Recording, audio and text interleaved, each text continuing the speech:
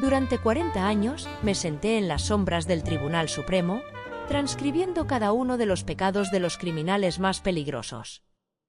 Era la observadora invisible la que escuchaba lo que nadie más quería oír. Pero, ¿pueden creer lo que pasó hoy al volver a casa?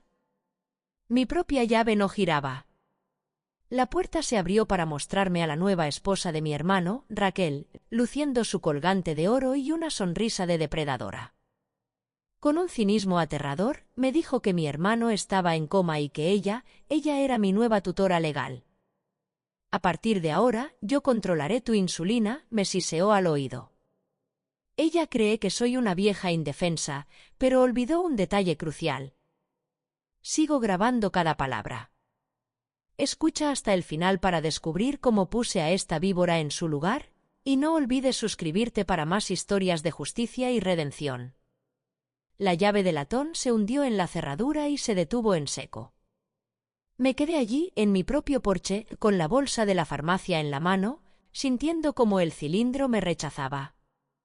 No era la resistencia de una cerradura vieja que necesitaba aceite, era un rechazo total, frío y deliberado. Saqué la llave, la examiné bajo la luz gris de la tarde que se filtraba entre los abetos y volví a insertarla con el cuidado meticuloso que me habían enseñado 40 años de trabajo de precisión. Nada. Habían cambiado los pistones. Habían cambiado mi vida. A través del panel de vidrio esmerilado junto a la puerta, se movió una sombra. No era Arturo.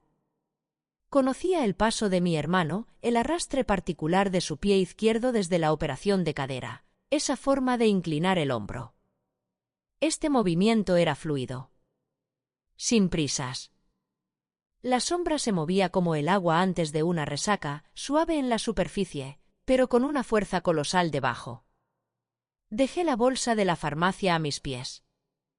El cerrojo se retrajo desde el interior con un chasquido mecánico y seco que reverberó en la madera de caoba que yo misma había pulido ayer por la mañana. Ese sonido, preciso, final, se registró en la parte de mi cerebro que pasó 4 décadas convirtiendo sonidos en actas oficiales. Era el sonido de un mazo judicial. No era un saludo. Era un veredicto. La puerta no se abrió suavemente, fue arrancada hacia atrás, exponiendo mi vestíbulo como si fuera una prueba presentada ante un tribunal hostil. Allí estaba mi alfombra de lana, mis ganchos para los abrigos, mis etiquetas escritas a mano, y ella. Raquel llenaba el marco. 42 años, complexión atlética y esa economía de movimientos de quien nunca ha tenido que darse prisa porque siempre llega primero. Llevaba una bata de seda color crema, la bata de mi cuñada fallecida, que seguía doblada en el baúl de cedro hasta hace 2 semanas. Y alrededor de su cuello colgaba el pesado medallón de oro de 24 quilates de Arturo. El que mi hermano usó en el funeral de su esposa. El que me dijo una vez, con esa timidez con la que los hombres confiesan sus sentimientos, que llevaría puesto hasta que lo enterraran. Sus ojos color miel se arrugaron en las comisuras. La sonrisa se extendió hasta sus pómulos y se detuvo allí, como si hubiera chocado contra una pared invisible. Leonor, querida, dijo. Su voz era un ronroneo melódico y ensayado, lo suficientemente cálido para pasar una primera inspección, pero lo suficientemente hueco como para erizarte la piel si sabías escuchar. Llegas tarde. Empezaba a pensar que te habías desorientado. No retrocedió. Ocupaba el umbral con la propiedad cómoda de alguien que ya ha redecorado mentalmente el interior. No me estaba dejando entrar, estaba decidiendo si lo hacía. Sostuve su mirada, esos ojos de depredadora, y mantuve mi rostro neutral. 40 años en el Tribunal Supremo me habían dado una cara de póker que incluso los jueces elogiaban. La usé ahora. Con permiso, dije. 2 palabras. Planas. Documentales. Se hizo a un lado exactamente 10 centímetros, lo suficiente para obligarme a entrar de lado en mi propia casa. Arturo tuvo un derrame. Lo dijo en voz baja, con los labios casi en mi oreja mientras yo cruzaba el umbral. El peso floral de su perfume me envolvió como una mano.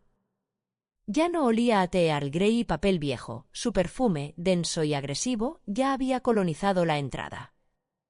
Una hora después de que te fueras a la farmacia, continuó, su voz cayendo a un murmullo con la intimidad calculada de quien dicta sentencia. Está en coma en el Hospital Santa Fe. Los médicos dicen que está estable, pero el papeleo ya ha sido presentado. Hizo una pausa para dejar que esa palabra, papeleo, aterrizara. Soy la tutora de emergencia del patrimonio. Las palabras llegaron con la frialdad clínica de una declaración que yo misma habría transcrito. Los asuntos del finado fueron asumidos de inmediato por el peticionario. Había mecanografiado esas palabras cientos de veces. Nunca, hasta este momento, las había escuchado dirigidas a mí. Extendió la mano y con sus uñas largas y perfectamente cuidadas, acrílicas, anoté mentalmente con precisión, me arrebató la bolsa de la farmacia. Mis propios dedos, entumecidos, la soltaron. No seas difícil, añadió suavemente. La frase aterrizó como una nota al pie, algo que seguramente había dicho muchas veces antes, en muchas otras casas, a muchas otras mujeres cuyos nombres apenas recordaba después. No dije nada. Mis dedos empezaron a moverse a mis costados, un hábito tan viejo que funcionaba sin mi permiso. El ritmo fantasma de las teclas de estenotipia, traduciendo el momento a un registro oficial. TUTLA/patrimonio/ARTURO/ARTURO/. DRRAME. Dejé que el patrón me diera fuerzas, de la misma forma en que lo hacía cuando los testimonios se volvían escabrosos en la corte. Su mano atrapó mi hombro. El agarre no fue violento, fue peor. Fue un gesto de propiedad. El agarre de alguien que ya ha decidido que tu cuerpo no es más que un detalle en su problema logístico. Me hizo girar, con la firmeza de quien reubica un mueble, hacia el pasillo estrecho que llevaba a la suite de invitados al fondo de la casa. Me he tomado la libertad de mover tus cosas esenciales, dijo, marcando el paso con un contoneo rítmico. El pasillo que yo había recorrido durante 15 años era casi intransitable. Cajas de cartón, mal precintadas, estaban apiladas contra el zócalo. Reconocí mi propia caligrafía en algunas de ellas, etiquetas de mi sistema de archivo, reutilizadas, con los nombres originales tachados por el marcador negro de Raquel y reemplazados por palabras simples, libros. Varios. Cosas viejas. 40 años de archivos profesionales. Los álbumes de fotos de mi madre. Mis diarios de taquigrafía encuadernados en cuero que guardaba en mi estudio. Empaquetado. Todo. Mientras yo estaba en la farmacia. Mientras compraba aspirinas y tiras reactivas para mi glucosa. El olor de su perfume me presionaba la garganta. Respiré por la boca y seguí caminando. En la cocina, mi cocina, con sus encimeras de granito que yo misma elegí y la ventana que daba al jardín que yo misma planeé, dejó caer la bolsa de la farmacia sobre la isla como si fuera un recibo que ya no necesitaba. Sacó la caja refrigerada de Humalog y sostuvo los viales de vidrio contra la luz, inclinándolos, observando cómo se movía el líquido transparente. Su expresión era la de alguien que tasa joyas en una liquidación de bienes. Interesada. Calculadora. La diabetes tipo 1 es un equilibrio tan delicado, ¿verdad? Dejó la caja y caminó hacia la despensa, con su bata de seda susurrando contra el suelo. Sacó algo que yo nunca había visto allí, una pequeña caja de seguridad de acero, gris plomo, con un dial de combinación. Colocó mi insulina dentro. Giró el dial. Metió la llave en el bolsillo de su bata. A partir de ahora, yo gestionaré tus dosis personalmente, dijo, cerrando la puerta de la despensa. No podemos permitir que olvides una inyección y montes una escena. La sonrisa volvió, solo dientes, nada de calor. La seguridad es lo primero. La rabia que me recorrió fue lenta. No era ardiente ni cegadora. Era fría. El tipo de frío que no se disipa, sino que se concentra, como el agua endureciéndose hasta convertirse en hielo. Yo había transcrito testimonios de hombres que habían mantenido como rehenes a comunidades enteras controlando un solo recurso: derechos de agua, suministros médicos, acceso a los tribunales. Había escrito esas palabras con la compostura de una observadora imparcial. Pero ahora yo no era imparcial. Me mantuve quieta. El hielo se quedó donde lo puse. Me acerqué al teléfono de pared de la cocina, la línea fija que mantenía específicamente para emergencias, el número programado para llamar directamente al control de enfermería de Santa Fe, al médico de Arturo, a las 3 personas que debían saber si algo me pasaba. Mis dedos se cerraron sobre el aire. El soporte estaba allí. La carcasa de plástico beige estaba allí. Pero el cable había desaparecido, cortado por encima de la base con un tajo limpio y quirúrgico. Un solo corte, sin deshilacharse, sin drama. Alguien lo había hecho con unas buenas tijeras y un sentido muy claro de su propósito. Raquel me observaba desde el otro lado de la encimera, apoyada en un codo, con la barbilla en la mano. Esa sonrisa de tiburón. Paciente. Me miraba descubrir los parámetros de mi jaula. La señal del móvil es tan mala en estas colinas, dijo. Pensé que nos vendría bien ahorrar en la factura del teléfono fijo. Inclinó la cabeza hacia el suelo, cerca de la nevera. Además, deberías tener más cuidado por donde pisas. Mi smartphone yacía en el suelo, convertido en un desastre de cristal negro y aluminio. La pantalla no estaba rota, estaba pulverizada, triturada. Lo había pisado con saña. Miré los restos. No miré a Raquel. Que conste en acta, dije en voz baja y no añadí nada más. Ella tomó el tenedor del plato que yo misma me había preparado para el almuerzo antes de salir, salmón al vapor con espinacas, hacía apenas 2 horas, cuando la casa aún era mía. Comió de mi plato de la manera en que alguien lo hace cuando quiere que entiendas quién es el dueño ahora. Lentamente. Deliberadamente. Dejando que cada bocado dejara claro su punto. Ya he hablado con los vecinos, dijo mientras masticaba. Les dije que has estado teniendo episodios. Confusión. Un poco de agresividad. Hizo un gesto con el tenedor como si estuviera pintando un cuadro. Demencia senil temprana. Es trágico en una mujer de tu edad, de verdad. A la gente le encantan las narrativas trágicas. Esperarán que estés errática a partir de ahora. Poco fiable. Dejó el tenedor y me miró a los ojos. Si intentas pedir ayuda a alguien desde el jardín, simplemente me llamarán a mí. Hablaba de la demolición de mi credibilidad con la misma eficiencia plana que yo usaba para transcribir una audiencia de tráfico rutinaria. No había malicia en su tono, porque la malicia requiere que te importe tu objetivo.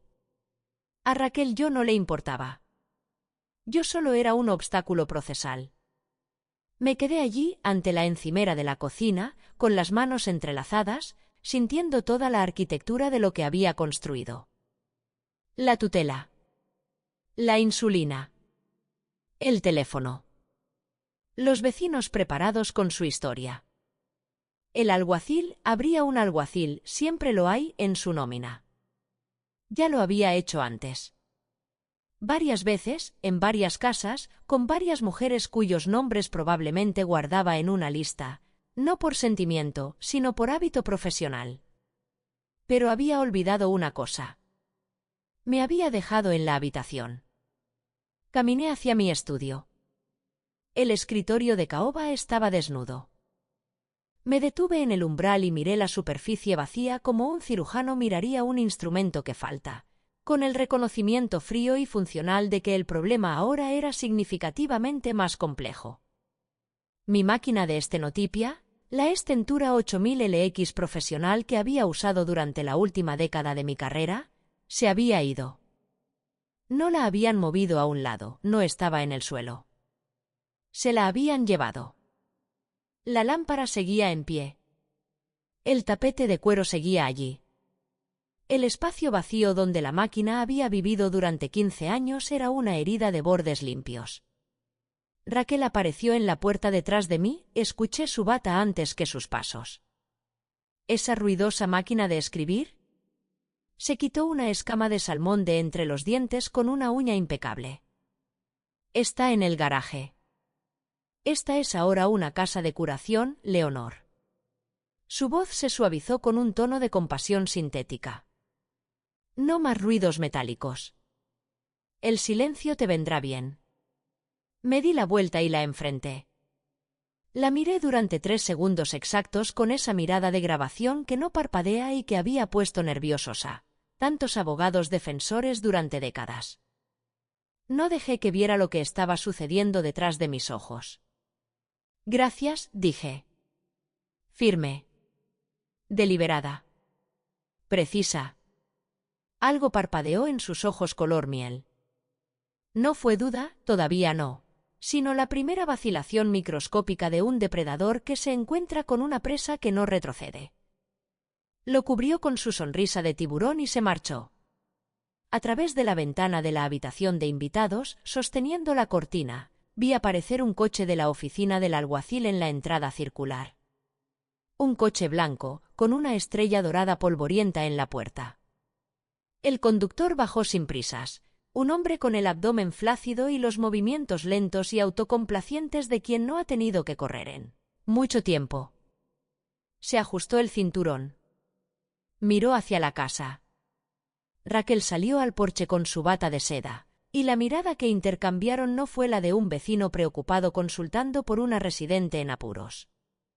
Fue la mirada de 2 colegas confirmando un acuerdo compartido.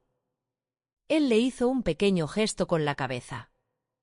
Ella inclinó la suya hacia el interior de la casa, señalándome a mí. Él asintió de nuevo. No llamó al timbre. Ella lo dejó entrar. Solté la cortina. Me mantuve con la espalda perfectamente recta, la postura no era una actuación, era algo estructural, que me llegaba a los huesos, un hábito físico de 40 años que me mantenía unida cuando todo lo demás se volvía turbulento. Mis dedos encontraron su ritmo contra mi muslo, un código silencioso golpeando la tela de mi pantalón. ALGUACIL_MENDIETA. Aún no sabía su nombre, pero lo sabría. COLUSIO con acento N. Observé su aproximación a través del hueco de la cortina. Esa forma de caminar, la manera en que sus ojos ignoraron la cámara de seguridad sobre el garaje, la forma en que se mueve un hombre cuando se ha asegurado de que ciertas cámaras no están grabando. Había sido comprado. Y no recientemente. La facilidad con la que se movía me decía que el acuerdo llevaba tiempo vigente, que Raquel había cultivado este activo mucho antes de casarse con mi hermano. Era meticulosa, había que reconocérselo. Había preparado el terreno con la paciencia de quien entiende que el acto final requiere infraestructura. Lo anoté. Lo archivé. Seguí adelante. Ellos veían a una mujer de 65 años con el azúcar por las nubes y sin teléfono. Veían a alguien frágil, alguien olvidable, alguien ya diagnosticado. Una narrativa trágica, había dicho Raquel, y se lo creía, porque la gente siempre se cree la historia que ellos mismos escriben. Me había asignado el papel de la pariente anciana y confundida, y había contratado a los vecinos y al alguacil para confirmar la actuación. Había cometido el error clásico del arquitecto arrogante. Se había olvidado de la ocupante. En el Tribunal Supremo, el taquígrafo es la única persona en la sala que lo escucha todo. Los abogados escuchan lo que quieren oír. El juez escucha lo que la ley exige. El jurado escucha lo que teme perderse. Pero el taquígrafo escucha los huecos, la duda antes de decir un nombre, el cambio en la respiración que precede a una mentira, el medio segundo en el que un testigo decide qué versión de la verdad va a entregar. Llevaba escuchando esos huecos 40 años. Raquel había montado una prisión. Pero había olvidado que el prisionero más peligroso es aquel que ya se conoce de memoria todo el código de procedimiento. Dejé que la invisibilidad me cubriera como una segunda piel. Me apoyé en ella. Un fantasma. Una grabadora. Una observadora imparcial. Bien. Me senté en el borde de la cama y metí la mano en el bolsillo profundo de mi Rebeca. Seguía allí.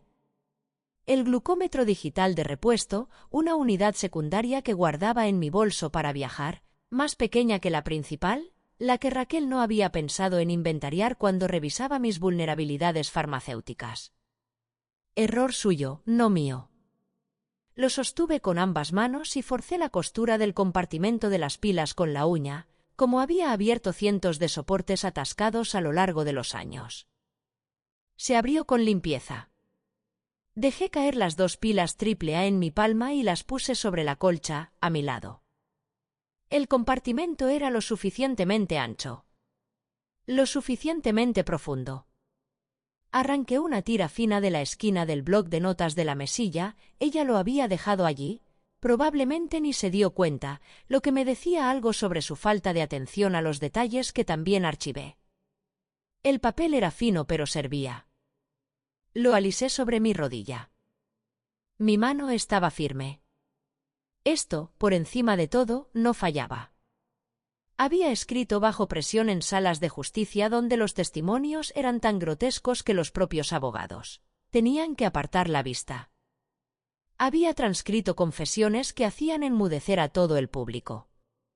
La mano aprendía la firmeza igual que la espalda aprendía la postura, a través de la repetición, a través de la práctica diaria de ser el único elemento en una sala caótica que no podía permitirse temblar. Escribí la primera entrada en una taquigrafía tan compacta, tan encriptada personalmente con las idiosincrasias de 4 décadas de adaptación profesional, que nadie vivo podría leerla sin que yo estuviera delante para interpretarla. Una llave maestra que guardaba enteramente dentro de mi cráneo. Día 1. 2:32 Eselanda, alias Raquel. Tutela. Insulina bajo llave. Líneas cortadas. Alguacil Mendieta, activo, acuerdo previo. Medallón de oro, de él. Enrollé la tira con cuidado, la deslicé en el compartimento de las pilas, volví a poner las pilas y cerré la tapa. El glucómetro volvió al bolsillo de mi Rebeca. Entrelacé las manos en mi regazo y me quedé un momento en el silencio de la habitación de invitados. Mi habitación, mi casa, escuchando el reloj de pie en el pasillo marcar el tiempo, escuchando el murmullo bajo de la voz de Raquel desde la cocina, escuchando el crujir del peso del alguacil sobre mi suelo de madera. Que conste en acta, pensé, y una risa seca y breve, lo máximo que solía conceder a nadie, me recorrió y desapareció. El juicio contra Saralanda acababa de ser llamado al orden. Encogí los hombros y caminé arrastrando los pies hacia el comedor. Era una actuación deliberada, calibrada con un único propósito: convencer a la audiencia.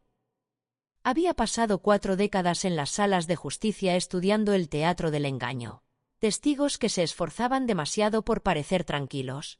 Acusados que ensayaban su dolor hasta que adquiría la cadencia de un guión. Sabía cómo se veía la verdad en un cuerpo. Lo que es más importante, sabía cómo se veía el daño. Dejé que mi cuerpo contara la historia preferida de Raquel. Arrastré los pies por la alfombra persa que había pedido por catálogo en 2009, la que aspiraba cada sábado en filas superpuestas porque el desorden en el patrón de las fibras me resultaba genuinamente angustiante. Ahora caminaba sobre ella como una mujer que ya no recordaba que existía. Mis manos se posaron sobre el mantel de encaje, flácidas, abiertas, inútiles. Ajusté mi rostro a la vacante deriva de una persona cuya vida interior se había silenciado. La mesa del comedor estaba sepultada bajo papeles. Estados de cuenta bancarios, formularios de sucesiones, la densa arquitectura burocrática de un embargo legal. La lámpara de araña, de cristal, 6 bombillas, otra elección deliberada de otro catálogo deliberado, arrojaba una luz dura sobre todo ello, haciendo que los documentos parecieran oficiales, inevitables y abrumadores de la manera en que Raquel pretendía que se vieran. Ella había escenificado esta habitación de la forma en que un fiscal escenifica una sala de tribunal. Evidencia por todas partes. Ningún lugar donde descansar la mirada. Me senté donde ella señaló y no le di nada. Una ventana cerrada. Un sistema en modo de espera. Deja que se lo crea. Las contraseñas de los fondos fiduciarios, Leonor. Raquel apoyó los codos en la mesa y eliminó el registro melódico de su voz. Lo que quedó fue el instrumento que había debajo, plano, funcional, acostumbrado a la obediencia. No hagamos de esto una tarea pesada.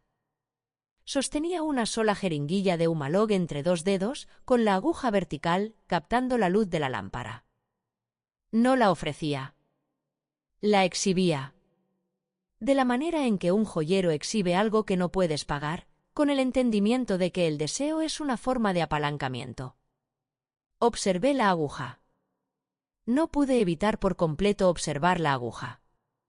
Eso no era teatro, era el propio motín de mi cuerpo, la urgencia biológica de un sistema que sabía lo que necesitaba.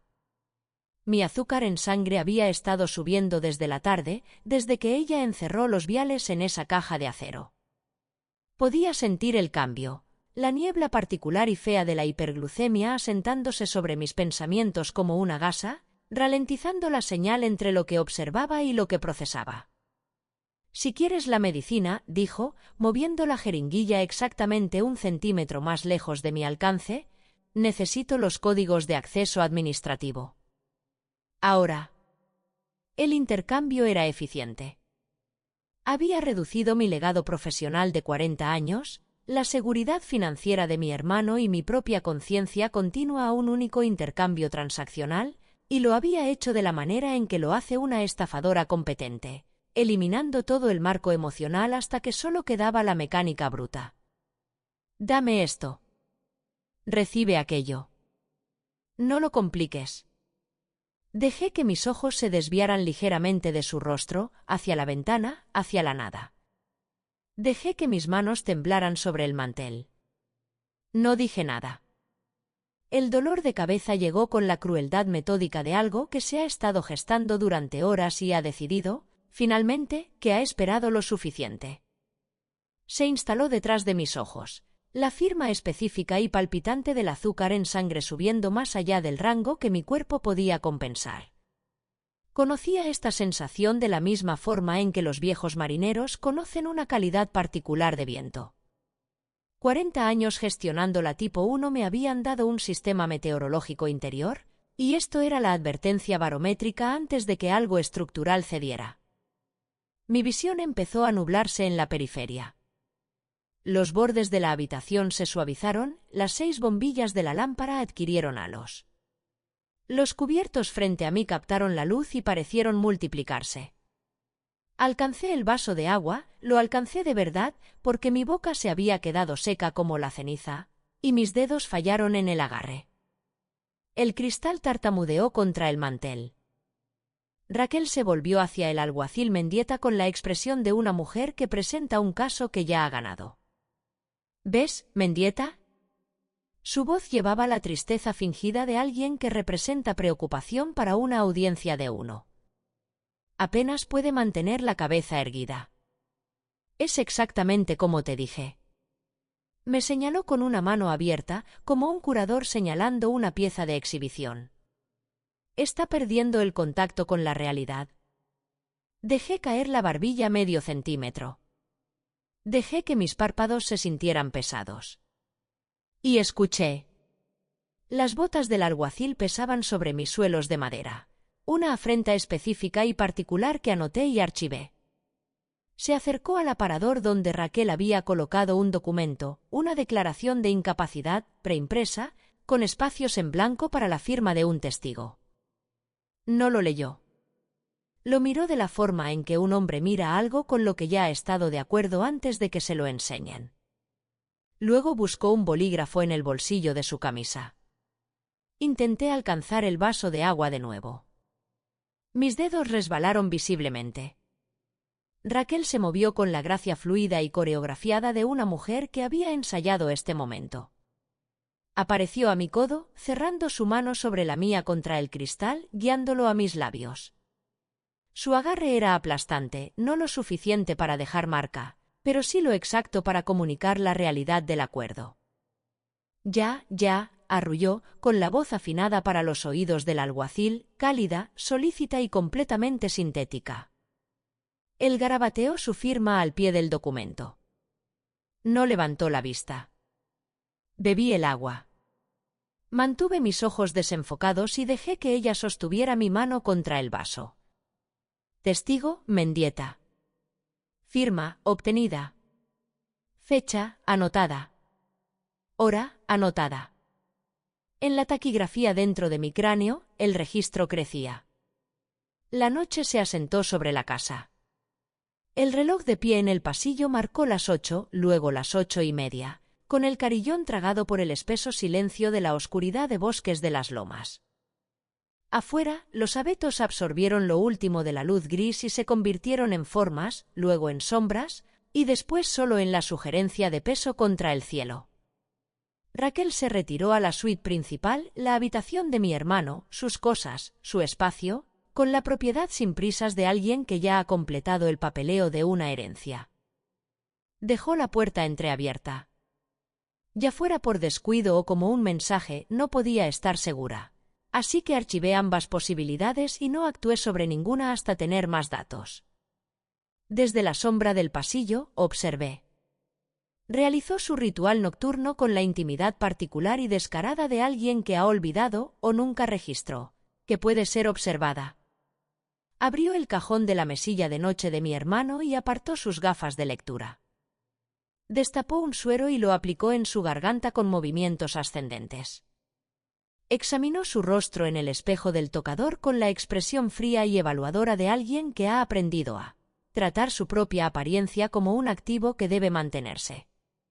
Luego se llevó la mano a la nuca y se desabrochó el pesado medallón de oro de Arturo. Lo depositó sobre el tocador. No con cuidado, sino con descuido, de la manera en que se deja algo que sabes que volverás a recoger, algo que tiene valor solo como un instrumento. Aterrizó en la superficie de mármol junto a una fila de sueros costosos, con la cadena agrupándose alrededor del pesado disco. Desapareció en el baño privado.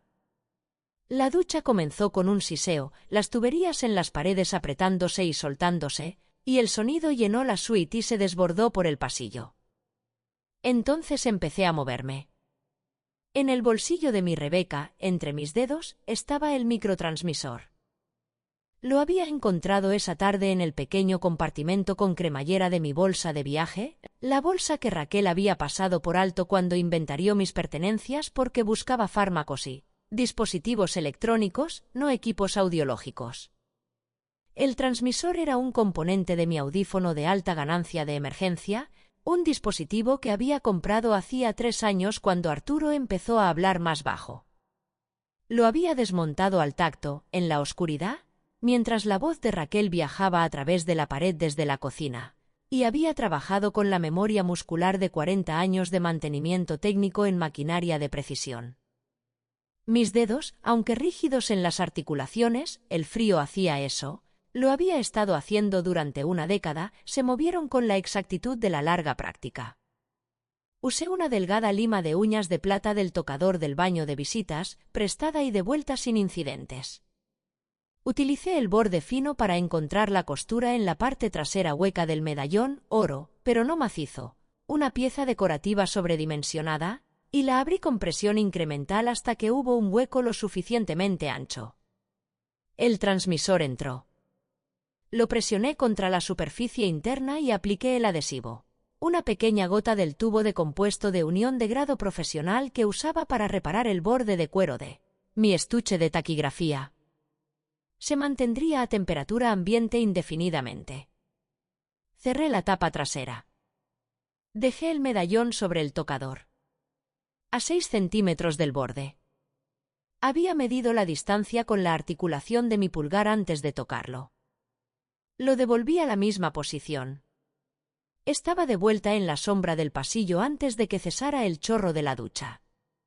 El tintineo de la cadena. Lo escuché desde el pasillo, el sonido pequeño y limpio del oro asentándose contra la piel. Un momento después, Raquel salió del baño, con el medallón descansando contra su clavícula, su cabello caoba oscuro húmedo y suelto sobre sus hombros. Pasó por delante del umbral sin mirar hacia el corredor. Ella no lo sabía. Llevaba un micrófono presionado contra su propio latido, un testigo que había colocado contra sí misma, y se movía por la casa con la arrogancia fácil de una mujer que ya había ganado. El medallón que llevaba para burlarse de la impotencia de mi hermano, para mostrar su dominio sobre sus posesiones, era ahora el instrumento de su rendición de cuentas. Regresé a la habitación de invitados con pasos medidos y cerré la puerta sin hacer ruido. El receptor estaba bajo el colchón, dentro de una funda de almohada doblada, dentro de una bolsa de tela que había metido contra el armazón de la cama. Pequeño, operado por baterías, la unidad pareja del transmisor.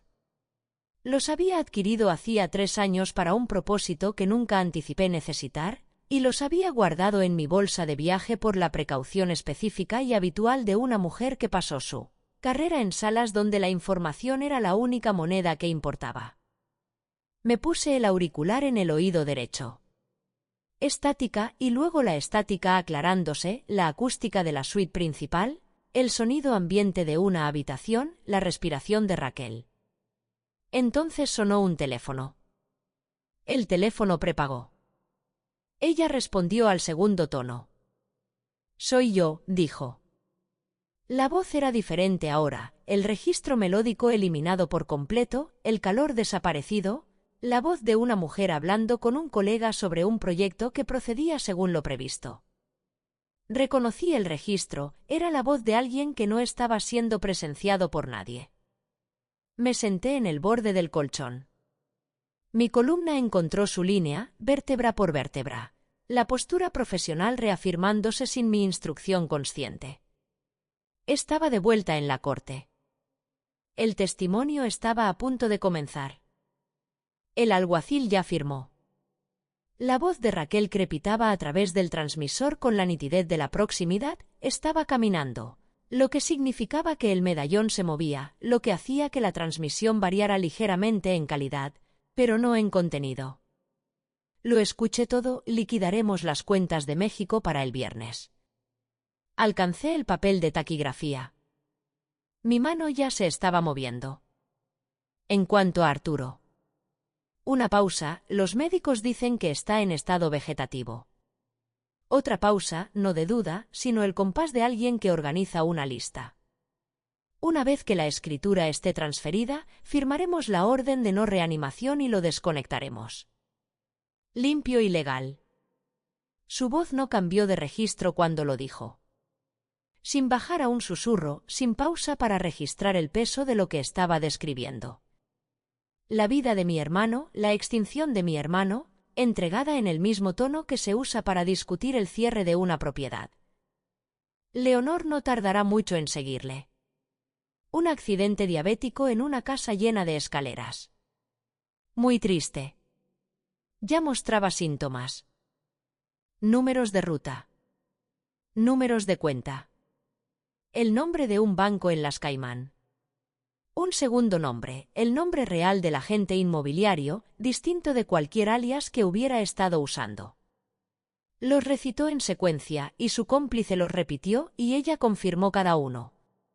Mi corazón martilleaba contra mis costillas con una fuerza que sentía en mis sienes, en las puntas de mis dedos, detrás de mis ojos donde el dolor de cabeza de la hiperglucemia aún palpitaba. Pero el martilleo se quedó dentro, contenido, bajo la superficie donde no podía alcanzar las manos. Las manos estaban trabajando. No tenía mi máquina. Mi máquina estaba en el garaje, donde Raquel la había puesto para quitarme el lenguaje. Ella había entendido, al menos parcialmente, al menos profesionalmente, que la máquina de estenotipia era la herramienta a la que estaba más apegada, y por eso la había retirado. Lo que no había entendido era que la herramienta no es la habilidad. La habilidad tenía 40 años y vivía en las manos, no en la maquinaria. Arranqué tiras de 5 centímetros del suministro de papel de taquigrafía que había recuperado de debajo del colchón, donde lo había escondido por la tarde mientras Raquel estaba ocupada con el alguacil. Papel de grado profesional, el formato estrecho diseñado para uso judicial, el mismo papel que había usado desde 1983. El bolígrafo era el del bloc de notas de la habitación de invitados, un bolígrafo ordinario de calidad de hotel. No mi instrumento preferido, pero servía. Apoyé la tira contra mi rodilla y escribí: Taquigrafía Pitman. No Greg, que la mayoría de la gente asocia con el trabajo secretarial, Pitman, el sistema más antiguo, el que había aprendido de mi primer supervisor en el juzgado, el que había practicado hasta poder sostener 225 palabras por minuto bajo condiciones de interrogatorio. Los trazos son geométricamente precisos, los puntos y los gruesos y finos son un código visual que comprime el lenguaje de la forma en que una fotografía comprime una escena. Denso. Preciso. Completamente ilegible para cualquiera que no hubiera pasado años dentro del sistema. Mi mano se movió a través de las tiras mientras Raquel hablaba. Cada número de cuenta. Cada código de ruta. El Banco de las Caimán. El nombre del agente. El plan de la orden de no reanimación. Las escaleras. El accidente diabético. Todo ello, traducido del aire a un registro permanente en trazos tan pequeños y precisos que una sola tira contenía un párrafo completo. La vida de mi hermano. Reducida a un párrafo en el testimonio de la mujer que planeaba terminarla. Seguí escribiendo. Cuando terminó la llamada, trabajé con la luz que entraba por el hueco debajo de la puerta. Mi visión aún estaba comprometida, los halos alrededor del borde de la puerta, el brillo que la hiperglucemia ponía en todo, la sensación de que el mundo se veía a través de celofán viejo. Trabajé al tacto y por la propiocepción de unas manos que conocían este movimiento tan profundamente que se había convertido en algo más que una habilidad. Enrollé cada tira en un cilindro apretado, fino como una aguja. Con el cuidado de un conservador que maneja material de archivo, abrí el compartimento de las pilas del glucómetro. Salieron las 2 pilas AAA. Coloqué las tiras enrolladas en los estrechos huecos entre la carcasa de plástico y la circuitería interna. Había 3 huecos, y usé los 3, y volví a colocar las pilas. Una pila agotada entró encima como señuelo. El compartimento se cerró con su clic habitual. El medidor se veía exactamente como antes. Exactamente como se vería para una mujer que buscara en las pertenencias de una anciana enferma evidencias de pensamiento independiente, como una pieza rota de equipo médico. Igual que su dueña. Presioné las yemas de mis dedos sobre la parte superior del dispositivo y las mantuve allí un momento. El peso de lo que acababa de registrar era enorme. La vida de un hombre. Un patrimonio.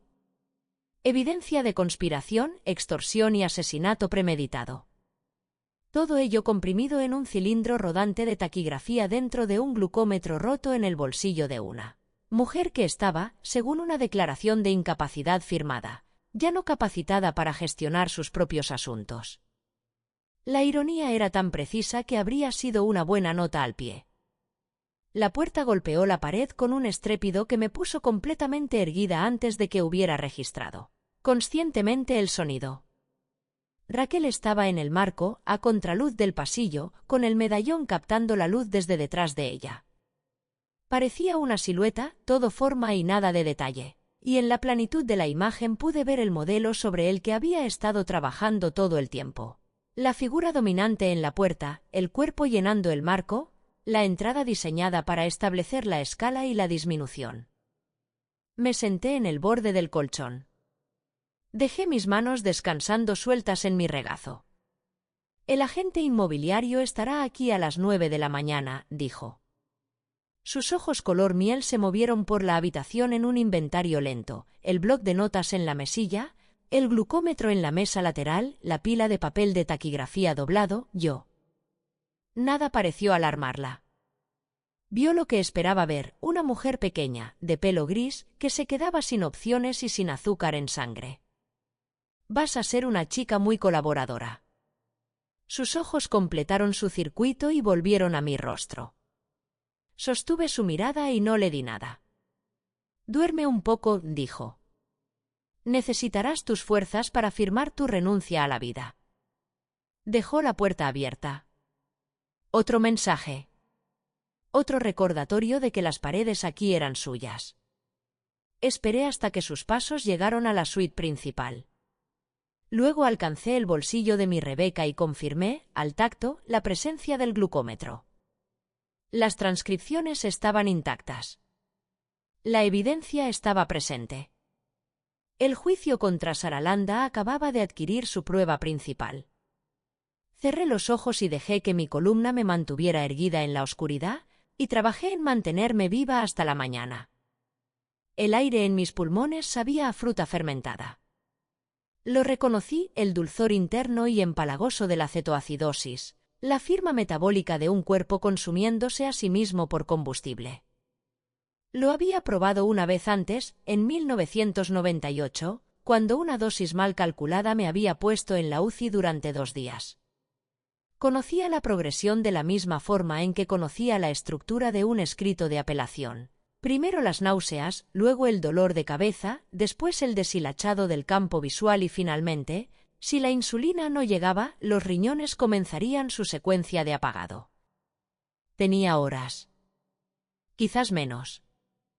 En la planta baja, a través del suelo de la habitación de invitados, pude escuchar el registro amortiguado de una voz masculina que no reconocía, un barítono, ensayado y neutral, la voz de un hombre que se ganaba la vida en salas donde las propiedades de otras personas cambiaban de manos. El agente inmobiliario. Había llegado temprano o yo había perdido la noción del tiempo, algo que archivé como un síntoma de deterioro cognitivo inducido por la hiperglucemia. Lo registré y seguí adelante. No podía esperar un rescate que ni siquiera sabía que yo era una prisionera. Nadie vendría. Los vecinos ya habían sido adoctrinados con la narrativa de Raquel. El alguacil estaba en su nómina. Arturo estaba en coma en el Hospital Santa Fe, y quienquiera que estuviera gestionando su caso no tenía motivos para buscarme. El glucómetro estaba bajo el colchón, exactamente donde lo había dejado. Alcancé el armazón, encontré el dispositivo al tacto y lo presioné contra mi abdomen mientras me incorporaba, guardándolo en la pretina de mi pantalón. Las transcripciones, comprimidas en sus cilindros dentro del compartimento de las pilas, presionaban contra mi piel. Evidencia. Mi caja negra. No saldría de la habitación sin ella. Me puse en pie. La habitación se movió. Me aferré al poste de la cama hasta que se detuvo. Conocía esta casa como un cartógrafo conoce un mapa terminado. 15 años viviendo en ella habían depositado ese conocimiento en una parte de mi cerebro que operaba bajo él. Umbral de la conciencia, el crujido particular de la tercera tabla del suelo desde la puerta de invitados, la forma en que el pestillo del cuarto de servicio se trababa si no aplicabas presión hacia arriba mientras girabas. Nunca anticipé necesitar este conocimiento para fines tácticos.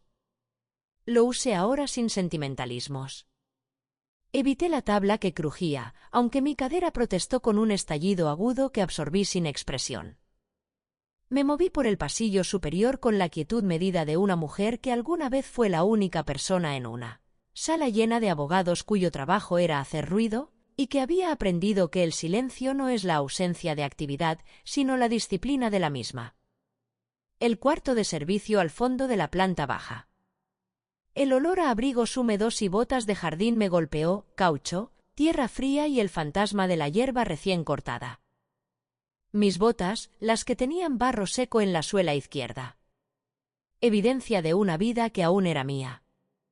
Presioné el pestillo con una fuerza descendente lenta y agónica, tal como aprendí a abrirlo cuando el mecanismo se endurecía con el frío. La puerta cedió sin ruido, el aire de la tarde entró y salí a su encuentro. Mis rodillas golpearon la hierba antes de que decidiera caer conscientemente. La fuerza en mis piernas había decaído durante horas y el aire fresco, en lugar de reanimarme, clarificó el alcance total del déficit. Me puse a gatas, luego de estómago, y empecé a avanzar por el césped con mis brazos, arrastrándome por la hierba mojada por el rocío de la misma forma en que antes me abría paso entre una multitud. Lentamente, con intención, conservando lo que quedaba para el destino final. La blusa de seda se empapó de inmediato.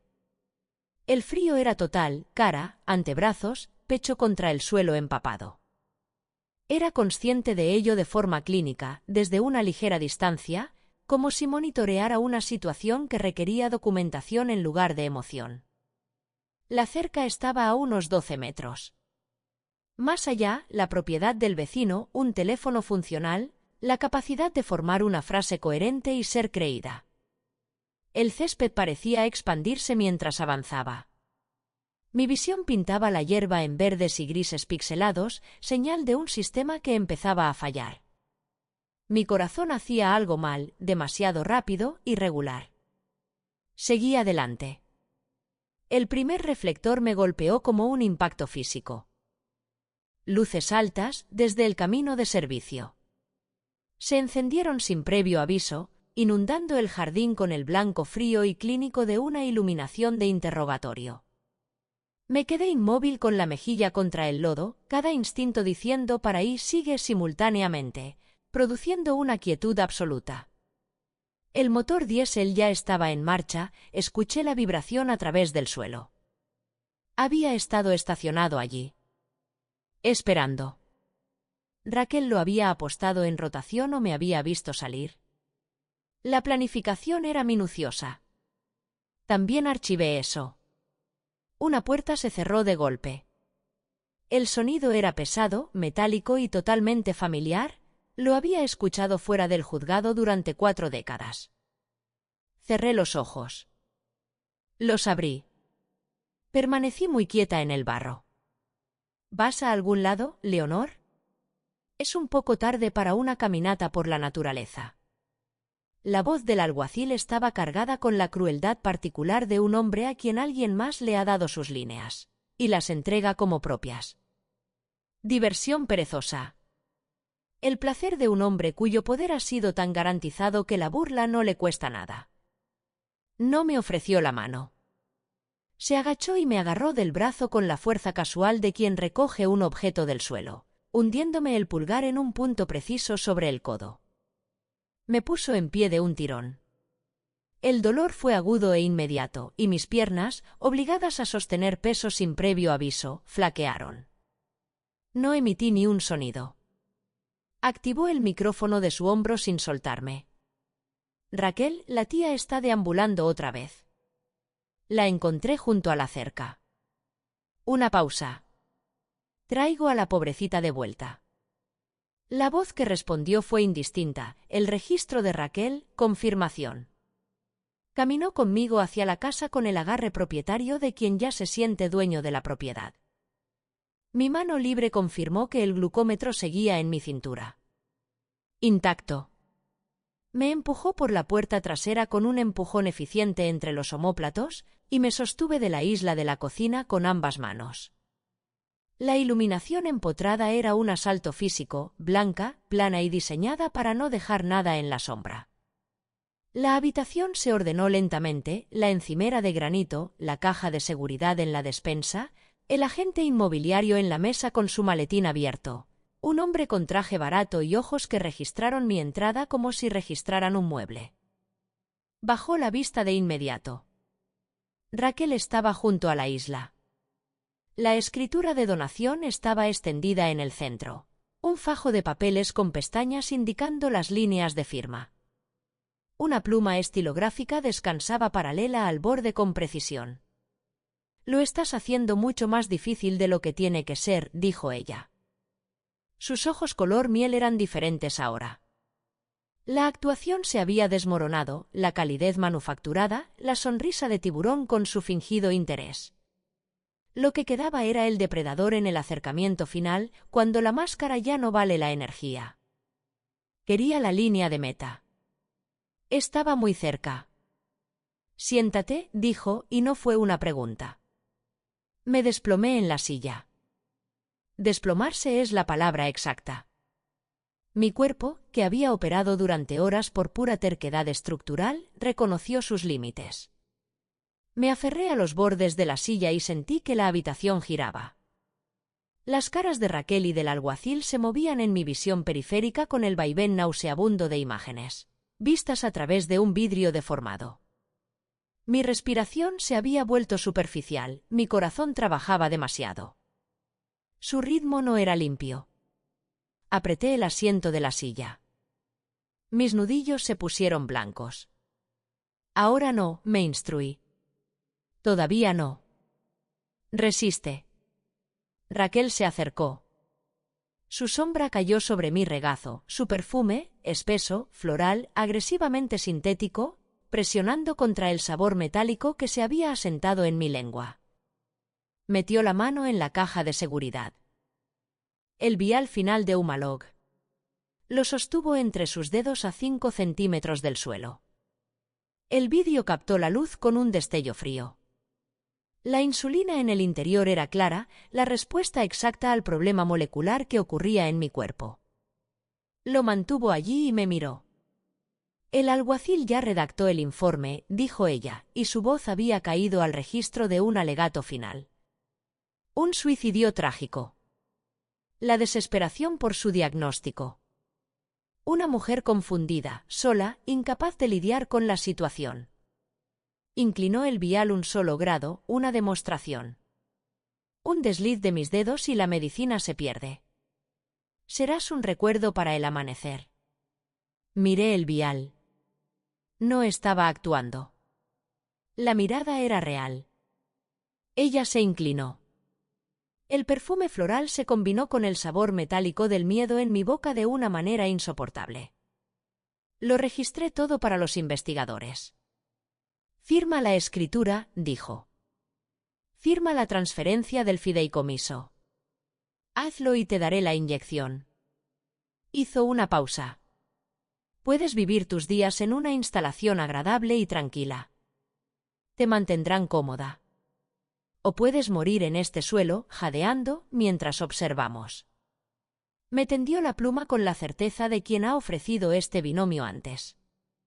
Es una elección simple, querida. Incluso tú puedes entender eso. Me quedé mirando la pluma. Durante 40 años, yo había sido el registro silencioso de la sala. El instrumento imparcial. Había transcrito testimonios de hombres que habían asesinado cadenas de suministro completas, y lo había hecho con la distancia profesional de una máquina. Había creído que ser la grabadora me protegía de lo grabado. Pero ahora yo era la evidencia. Yo era la que estaba a juicio. La observadora imparcial era un lujo. Era hora de que la fiscalía tomara la palabra. Por favor, susurré. La voz era real, la sequedad, el estertor bajo las consonantes, la falta de aliento. Dejé que mi cabeza cayera, los músculos de mi cuello cediendo ante el agotamiento. No puedo, no veo las líneas. Una pausa, genuina, porque la habitación se movió otra vez. Necesito la inyección primero. Solo un poco. Para despejar la niebla. Por favor, Raquel. Firmaré lo que quieras. La lágrima también fue real. No la provoqué deliberadamente, pero no la impedí. Surcó el barro seco de mi mejilla. Necesitaba que ella sintiera que el juego había terminado y que podía dejar de ser cuidadosa. Necesitaba que entrara en la zona donde vive la arrogancia. Necesitaba que estuviera a mi alcance. Ella sonrió con desprecio. Una risa corta, el suspiro de una mujer que finalmente libera la tensión a través de la válvula de la victoria. Algo se aflojó en su postura. Ganó. Lo sabía. Se estaba permitiendo disfrutarlo. Dejó el vial en la encimera. A mi vista, pero fuera de mi alcance. El papeleo se deslizó hacia mí por el granito, seguido de la pluma estilográfica. Bien, dijo.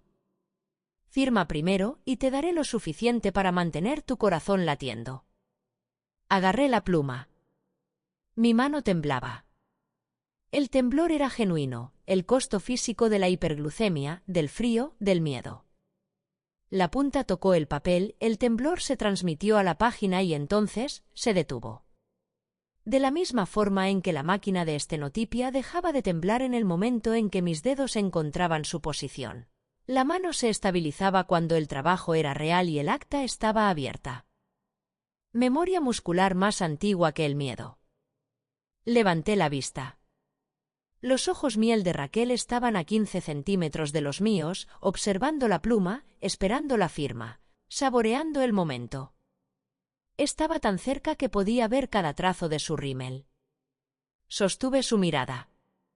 Mis ojos azul acero, que habían visto 4 décadas de depravación humana sin parpadear, encontraron los suyos y se abrieron por completo. Por primera vez desde que abrió la puerta, dejé que viera lo que había detrás. No era derrota. No era confusión. Era claridad. Una claridad profesional y absoluta. El tipo de claridad que debería haberla aterrorizado. La punta descansó sobre el papel y empecé a escribir. Mis dedos encontraron el lugar. No escribí Leonor. No escribí mi nombre, ni mi firma, ni la capitulación legal que ella esperaba. Mis dedos se movieron con la memoria de 1000 declaraciones. En el campo de nombre de la escritura de donación, escribí 11 caracteres. Una cadena alfanumérica, el número de caso del programa de protección de testigos del juicio del cártel de Valdez. Un caso que transcribí en 1987, tan sensible que la copia de la taquígrafa fue sellada bajo orden federal. Un caso que generó un protocolo que nunca esperé usar. Seguido de 2 palabras, en mayúsculas, rojo 0. El código de emergencia para una incautación de activos activos. La señal de que un activo estaba en peligro físico inmediato y solicitaba una intervención federal. El microtransmisor en el colgante de oro de Arturo, presionado contra la garganta de Raquel durante las últimas 24 horas, había estado transmitiendo todo a la frecuencia monitoreada por el servicio de alguaciles. Sus llamadas. Sus números de ruta. Su plan para la desconexión de Arturo. Su plan para mis escaleras. Habían estado escuchando. Habían estado esperando el código que les indicara que yo estaba lista. Solté la pluma. Golpeó el granito con un sonido parecido al de una pistola siendo amartillada. Me eché hacia atrás en la silla y miré a Raquel. Directamente. Sin parpadear. Con la mirada que entrené con abogados mentirosos y jueces que necesitaban sentir el peso del acta. Hay un detalle que omitiste en tu narrativa, dije. Mi voz era tranquila. No débil, tranquila, como una sentencia al final de un alegato. Sara. Su nombre real. El nombre en la orden federal. El nombre que no había escuchado en esta casa en años. El color miel de sus ojos cambió. Algo se movió detrás de ellos, el milisegundo neurológico de una persona que acaba de recibir información que no encaja en su modelo. El modelo donde yo estaba confundida y terminada. Arturo no solo tuvo un derrame, dije. Despertó 10 minutos ayer por la mañana antes de que llegaras. Lo confirmó todo. Sostuve su mirada. Los alguaciles han estado esperando a que yo diera la señal. La cocina se quedó en un silencio absoluto. No era el silencio de una habitación vacía.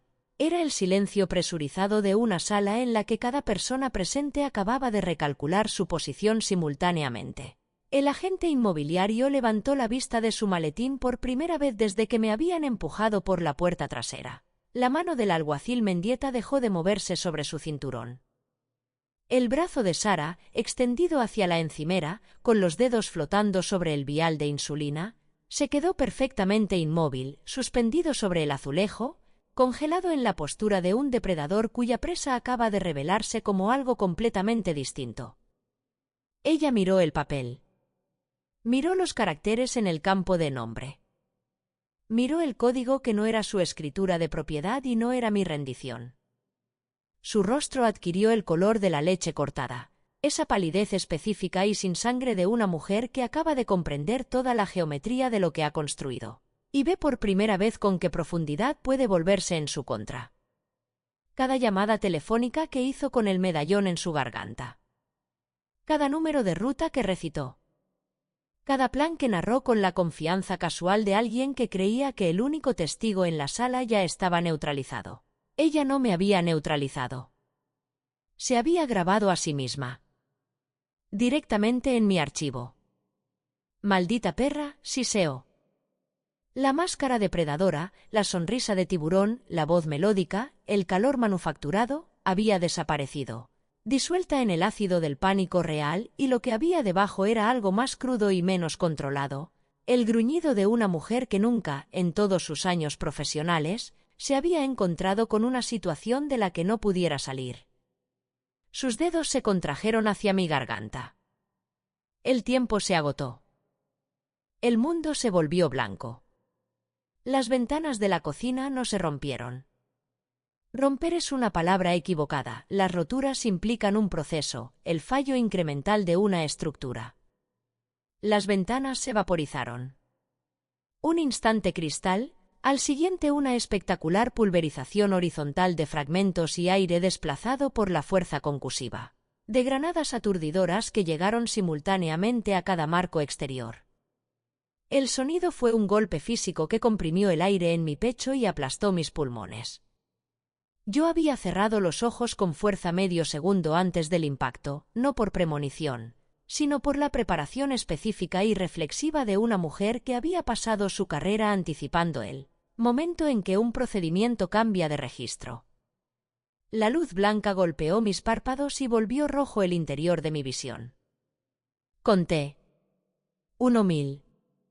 2000. A través del pitido, un tono único y sostenido que vibraba como un diapasón contra granito, los escuché. El golpe rítmico y pesado de botas tácticas sobre la madera. Múltiples puntos de entrada, coordinados, la percusión de un equipo que ha ensayado este plano específico. El estrépito de la puerta trasera. El marco del cuarto de servicio saltando en pedazos. La puerta principal cayendo con un sonido parecido a un trueno. El registro ya no estaba en silencio. ¡Policía! Alguaciles federales. ¡Manos arriba! La cocina se llenó en segundos. Figuras vestidas de negro, con cascos, moviéndose con la eficiencia organizada de quienes han convertido su entrenamiento en reflejo. Puntos láser rojos barrieron las paredes, el techo, los rostros de las personas en la habitación, bailando con la precisión clínica de un sistema realizando una evaluación de amenazas. El alguacil Mendieta echó mano a su cinturón. Fue un reflejo, pude verlo, el agarre involuntario de un hombre que había pasado 30 años siendo la persona más poderosa en cualquier habitación donde entraba, cuya mano había aprendido el movimiento antes de que su cerebro pudiera anularlo. Un alguacil federal salió por la entrada izquierda con un placaje tan limpio y pesado que fue casi geométrico, una aplicación de libro de masa y momento. Mendieta cayó. Sus gafas abandonaron su rostro y patinaron por mis azulejos. Sara fue empujada contra la isla de la cocina con una fuerza que estampó su rostro contra el papeleo, su escritura, sus documentos de transferencia, la arquitectura legal de un embargo que había pasado meses construyendo, y la mantuvo allí con un brazo cruzado sobre sus hombros y una rodilla en la base de su espalda. La bata de seda que había pertenecido a la difunta esposa de mi hermano se arrugó a su alrededor, y su coleta caoba oscuro se soltó contra el granito. El agente inmobiliario levantó las manos sin que se lo dijeran. Un hombre que se ganaba la vida entendiendo cuándo se termina un trato. Una mano se posó en mi hombro. No fue el agarre brusco del alguacil ni el toque propietario de Sara. Fue una presión constante y nivelada, el toque específico de alguien entrenado para hacer contacto con una persona en crisis sin añadir más crisis. Giré la cabeza. Un médico táctico, un hombre joven cuyo rostro recordaría más tarde como tranquilo y común, del modo en que la competencia ante la crisis siempre es común, ya estaba trabajando. «Quédese conmigo, Leonor», dijo. No fue una pregunta. Fue una instrucción entregada como una cortesía. No me pidió que me quedara quieta. Localizó la vena de mi antebrazo con 2 dedos y trabajó sin ceremonias. La aguja fue precisa. El flujo fresco y controlado de un goteo de insulina entró en mi torrente sanguíneo, y lo sentí como se siente el primer aliento después de emerger de aguas profundas, no inmediato, no total, pero sí el comienzo de un proceso que se movía en la dirección correcta.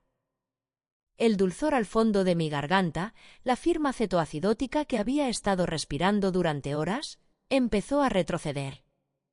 En su lugar, alcohol limpio y agudo. El olor de una situación médica bajo control.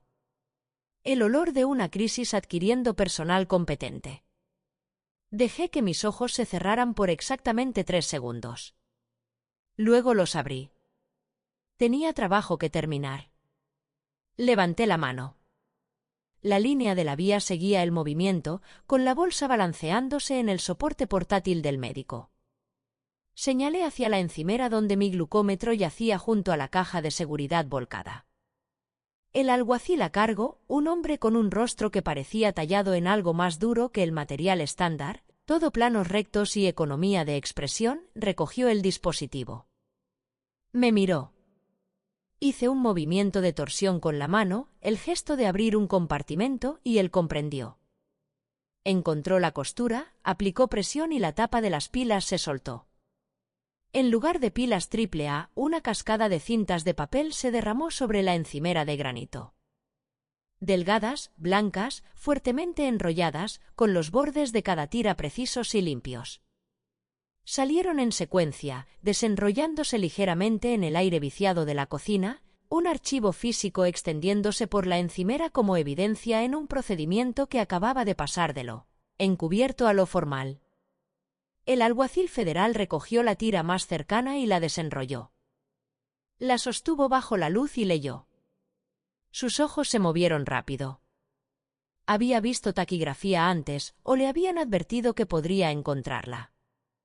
Su rostro no cambió, pero su postura sí, un cambio apenas perceptible en el ángulo de sus hombros que reconocí como la respuesta física a una confirmación. Números de ruta para las Caimán. Pasó a la siguiente tira, transcripciones de la solicitud del agente inmobiliario. Otra tira. Su voz se mantuvo nivelada, la voz de un hombre construyendo un acta, amenaza de homicidio médico. Conspiración para cometer asesinato en primer grado. Dejó la tira y miró al otro lado de la habitación a Saralanda, que estaba siendo levantada de la encimera, con su bata de seda rasgada por la costura del hombro y una mancha de maquillaje de base sobre la escritura que nunca llegaría a firmar. Saralanda, dijo él, tiene derecho a permanecer en silencio. Observé su rostro mientras él le leía sus derechos. Para una mujer que había operado enteramente a través de la manipulación del lenguaje, la voz melódica, el calor calibrado, las narrativas manufacturadas entregadas a alguaciles y vecinos y farmacéuticos, el derecho a permanecer en silencio era la justicia más precisa que jamás había visto administrar. Había producido miles de transcripciones en 40 años. Esta era la más satisfactoria. La llevaron hacia la puerta. Ella se giró en el agarre de la gente que la escoltaba. La máscara había desaparecido desde las explosiones. Lo que quedaba en su rostro ahora era algo que yo reconocía de los grandes juicios, del testimonio de hombres que finalmente habían sido acorralados tras años de operar sin consecuencias. No era remordimiento. No era culpa. Era rabia, la rabia específica e incrédula de un depredador que ha sido atrapado, que no puede comprender el mecanismo de la captura, que necesita a alguien a quien culpar por la imposibilidad de lo que acaba de ocurrir. Se suponía que no eras nadie, gritó ella. Su voz se quebró en la última palabra, el registro melódico destruido, la voz real debajo de él quedó al desnudo, sonaba más joven de lo que esperaba, más cruda, la voz de una mujer de algún lugar difícil que había aprendido, muy pronto, que el mundo respondía mejor a una actuación que a lo que sea que hubiera debajo. Se suponía que eras una vieja estúpida, enferma y... En 40 años de taquigrafía judicial, dije yo, aprendí una cosa. Mi voz era tranquila. La habitación la escuchó de todos modos. La habitación estaba entrenada para escuchar a los que hablan bajo. Los federales escucharon. El médico escuchó. Incluso el agente inmobiliario, al que sacaban esposado, giró la cabeza. No existen las personas invisibles, dije. Solo existen personas como tú, que son demasiado arrogantes para prestar atención. Sostuve su mirada por un segundo más. La misma mirada de grabación que no parpadea. Los mismos ojos azul acero que habían visto testificar a los carteles y visto mentir a los abogados y visto a hombres culpables caminar libres, y que habían guardado el registro de todo ello con una precisión absoluta e intachable. Luego aparté la vista de ella. Deliberadamente. De la misma forma en que cierras un expediente. Sáquenla de mi casa, le dije al alguacil. Y lo hicieron. La casa se despejó. El proceso fue gradual, los federales revisando cada habitación, asegurando el perímetro, registrando pruebas, el coche patrulla de Mendieta saliendo de mi entrada circular con un conductor diferente al volante. El maletín del agente inmobiliario fue a una bolsa de pruebas. La declaración de incapacidad firmada, con la rúbrica de Mendieta al pie, la que garabateó mientras Sara sostenía mi mano contra el vaso de agua, fue a una bolsa separada con su propia etiqueta. Las sirenas disminuyeron. El parloteo de las radios se desvaneció. El último vehículo salió y la casa absorbió el silencio como siempre lo había hecho, como lo hacen las casas viejas, como esta casa específicamente lo hacía, con el tic-tac del reloj de pie y el zumbido bajo de la nevera y el sonido de la oscuridad del bosque asentándose, de nuevo en su disposición natural alrededor de los árboles. Me senté en la isla de la cocina. La bolsa del goteo colgaba de su soporte a mi lado, casi vacía, habiendo cumplido su función. El médico me había dado agua, un vaso lleno, frío, el primer trago limpio que tomaba desde ayer por la mañana, y lo sostuve con ambas manos y di un sorbo lento y sentí la realidad de ello. La temperatura. El peso. El sabor limpio y específico del agua que es solo agua, sin nada mezclado, sin el dulzor de las cetonas, sin el filo metálico del miedo. A través de la ventana de la cocina, el cielo empezaba a cambiar. Aún no amanecía, era la sugerencia de ello, el primer sangrado gris en el horizonte que precede al color. Los abetos se mantenían en su fila oscura, inalterados. El césped por el que me había arrastrado estaba húmedo y marcado por las botas, la hierba aplastada siguiendo la ruta de aproximación del equipo de asalto. Mi casa. Mi ventana. Mi jardín, incluso destrozado. Mi cielo. Ya no era una pieza de evidencia. No era una narrativa, ni un diagnóstico trágico, ni una anciana confundida y olvidable con el azúcar por las nubes y sin teléfono. Yo era la persona que había estado en la habitación, lo había escuchado todo y lo había escrito. Yo era la sobreviviente. Di otro sorbo de agua y dejé que el reloj de pie marcara el tiempo. 2 días después, me senté en una silla junto a la cama de hospital de Arturo en Santa Fe. La habitación estaba en silencio de ese modo específico en que lo están las unidades de cuidados intensivos. Monitoreada, gestionada, el silencio de un lugar donde el equipo es el que habla. Las máquinas seguían sus constantes vitales con una precisión rítmica y suave. Su rostro, contra la almohada, tenía esa relajación particular de la sedación profunda, pero el color había vuelto a su piel y los médicos habían usado la palabra optimista 2 veces en 48 horas, lo que en lenguaje médico equivale a un firme apretón de manos y un asentimiento. Abrí mi cuaderno de taquigrafía encuadernado en cuero por una página nueva. La pluma estilográfica, mi instrumento preferido, recuperado de mi estudio una vez que los federales despejaron la casa, rellenado con tinta azul prusiana del frasco en el cajón de mi escritorio donde lo había guardado durante 11 años. Se sentía correcta en mi mano de una forma en que el bolígrafo prestado nunca lo hizo. Familiar. Calibrada a mi agarre. Una vieja colega. Escribí. Nombres de los oficiales que realizaron el arresto, anotados en su totalidad y en la secuencia adecuada. El número de expediente asignado al caso de la Fiscalía contra Landa. La hora exacta de la entrada táctica, 4:47 de la madrugada, confirmada contra el reloj de la cocina cuando el médico lo anotó en su registro de incidentes. Los cargos leídos. La evidencia registrada. El estado de cada parte en el momento de mi última observación directa. Le debía a Arturo la verdad, plasmada en el sistema que había usado durante 40 años, el sistema que producía registros que no podían ser discutidos, que no tenían huecos, que no editorializaban ni omitían. Él despertaría en un mundo que todavía le pertenecía porque yo se lo había guardado mientras él no estaba. Este era el registro de cómo se había custodiado. Escribí hasta completar la página. Luego pasé a la siguiente y continué. Fuera de la ventana de la UCI, la mañana estaba clara.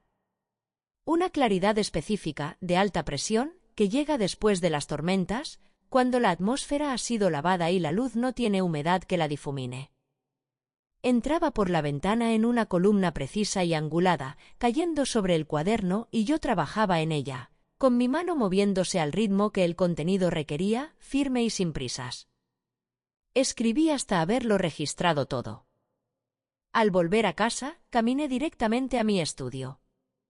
La máquina de taquigrafía había sido devuelta por los federales desde el garaje, descansaba sobre el escritorio de caoba donde pertenecía, con el teclado alineado con el borde del tapete con la precisión de algo restaurado a una posición que había ocupado durante 15 años. Alguien en el equipo de asalto se había fijado en ella en el garaje y había entendido que pertenecía a un lugar específico. Aprecié la competencia. Lo anoté. Fui al archivador. Tercer cajón. Carpetas colgantes, organizadas alfabéticamente, con los lomos etiquetados por mi propia mano con el rotulador negro que usaba específicamente para él. Etiquetado de archivos, una pluma diferente para un propósito diferente. La misma disciplina aplicada a cada sistema. Encontré la carpeta de inmediato. Siempre lo hacía. Landa, S/diagonal alias Raquel. La puse sobre el escritorio. La abrí. Dentro, las notas originales de mis transcripciones de vigilancia, ahora duplicadas en el archivo de pruebas federal, pero las originales mías, producidas por mi mano, el primer registro del caso. Miré el nombre en la pestaña por un momento. Sara Landa había entrado en mi casa con un plan que era, bajo cualquier evaluación profesional, minucioso. Había investigado la ley de tutelas. Había cultivado al alguacil durante tiempo. Había preparado la documentación, la narrativa, el apalancamiento médico. Había entendido que el punto más vulnerable era la insulina y se había movido sobre él de inmediato. Era, en la taxonomía de los estafadores, alguien hábil. Había cometido un solo error. Había mirado a una taquígrafa judicial retirada de 65 años y había visto el final de una historia, cuando en realidad estaba mirando a una mujer que había pasado 40 años aprendiendo exactamente cómo terminan las historias. Tomé la regla. Tinta roja. Un solo trazo, pesado y limpio, dibujado desde la parte superior izquierda de su nombre hasta la inferior derecha. Una línea. El modo en que marcas una sección de una transcripción que ha sido revisada por completo, procesada totalmente, terminada oficialmente. Caso adjudicado. Registro cerrado. Cerré la carpeta. La archivé. Empujé el cajón cerrándolo con el clic suave y definitivo de un mueble bien mantenido. Caminé a la cocina y puse la tetera. Earl Grey, del bueno, de hoja suelta, medido con la pequeña cuchara de plata que tenía desde hacía 20 años, preparado a exactamente 93 grados durante 4 minutos porque esa era la temperatura y el tiempo que producían el resultado que yo quería y no veía razón para ceder en algo que había hecho bien. Puse la taza sobre la encimera junto a la ventana que ahora tenía una plancha de madera donde antes estaba el cristal, cortesía del equipo de los federales, hasta que el cristalero pudiera venir el jueves. Me quedé en mi encimera, en mi cocina, y esperé a que la tetera hablara. El reloj de pie tic-taqueaba en el pasillo. La nevera zumbaba. En algún lugar de los árboles, un pájaro había decidido que la mañana estaba lo suficientemente establecida como para comentarla. Recogí la taza. La sostuve con ambas manos, el calor pasando a través de la cerámica hacia mis palmas, hacia los callos en las yemas de mis dedos donde 40 años de teclas de taquigrafía habían dejado su registro permanente en mi piel. El silencio de mi hogar se asentó a mi alrededor como una transcripción terminada. Completa. Exacta. Admisible. Yo había sido la única en la habitación que lo escuchó todo. Y para que conste en acta, eso siempre fue suficiente. Si llegaste hasta aquí, gracias por escuchar la historia completa. La mayoría de la gente se rinde antes de que llegue la cuenta. Pero aquí, la cuenta siempre se paga. Lo que empezó como humillación y falta de respeto terminó con pruebas, verdad y un desenlace que ellos jamás vieron venir. Si quieres más historias donde el karma aparece sin piedad, suscríbete y vuelve para la próxima. Ahora cuéntame en los comentarios qué fue lo más asqueroso que hicieron, qué fue lo que cruzó la línea para ti.